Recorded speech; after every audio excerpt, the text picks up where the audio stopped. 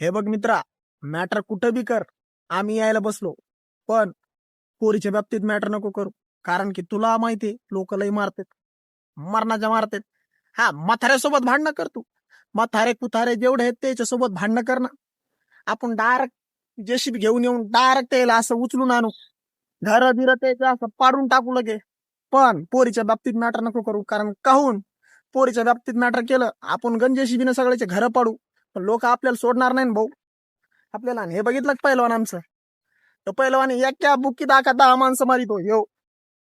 पण पोरीच्या बाबतीत मॅटर नको करू. कारण पोरीच्या बाबतीत आम्ही येत नाही, आम्हाला माहिती आहे ना मरणाचे ठोके पडतात, हा बेल्टारा मारतात लोक.